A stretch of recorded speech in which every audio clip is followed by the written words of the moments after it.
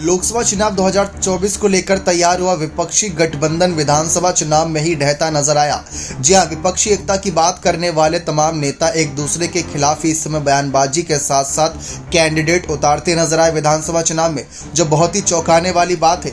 वैसे तो ऐसा लग रहा था कि मानो यह पार्टियां मिलकर चुनाव लड़ेंगी और तगड़े तरीके से चुनाव लड़ेंगी, लेकिन ऐसा नहीं हुआ।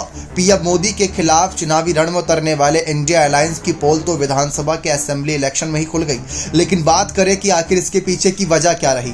दरअसल जो इंडिया अलायंस तैयार हुआ है वो कहा जा रहा है कि लोकसभा चुनाव के लिए है, ना कि विधानसभा चुनावों के लिए। लेकिन हाल ही में कुछ सीटों पर उपचुनाव हुए थे जहां पर एक पार्टी ने दूसरी पार्टी का खुला समर्थन किया था।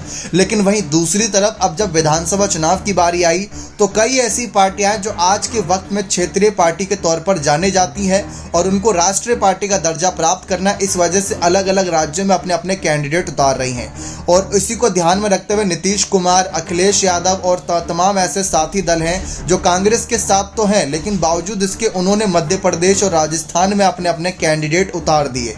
और उनके उतारने की वजह से वोट परसेंटेज जोर बटेगा, क्योंकि कांग्रेस भी मुस्लिम और तमाम वोटर्स को साधने का काम करती है। ठीक वही काम अखिलेश यादव भी करते हैं और नीतीश की रणनीति भी इसके इर्द गिर्द रहती है। तो इसी वजह से ये हालात बने हुए हैं इस समय कि इंडिया अलायंस तो नाम का रह गया और तमाम विपक्षी पार्टियां यानी बीजेपी जैसी पार्टियां इन पर निशाना साध रही है कि ये सिर्फ नाम का है, किसी काम का नहीं। क्योंकि असल में आपका सेमीफाइनल मुकाबला तो अब था और आप अभी हार मान लिए।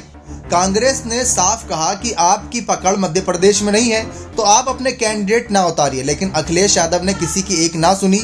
उन्होंने कहा कि जब पिछली बार इनके एक बहुमत की सीट की आवश्यकता थी तब समाजवादी पार्टी के एक विधायक को ढूंढते फिर रहे थे, लेकिन असल में हकीकत यह है कि सपा का वो एक विधायक भी आज भाजपा में शामिल हुआ पड़ा है। तो इसी वजह से कांग्रेस इनको मना कर रही थी कि आप लोकसभा चुनाव से पहले विधानसभा चुनाव में अपने कैंडिडेट ना उतारें, हमारा समर्थन करें। लेकिन ये तो अखिलेश और कांग्रेस की लड़ाई चल रही थी। इस बीच नीतीश ने भी अपने कैंडिडेट उतार के कहीं ना कहीं ये संदेश दे दिया कि वह भी किसी से कम नहीं, क्योंकि हर कोई अपने अपने दल को राष्ट्रीय पार्टी का दर्जा दिलवाना चाहता है। बने रहे चैनल के साथ, बहुत बहुत धन्यवाद।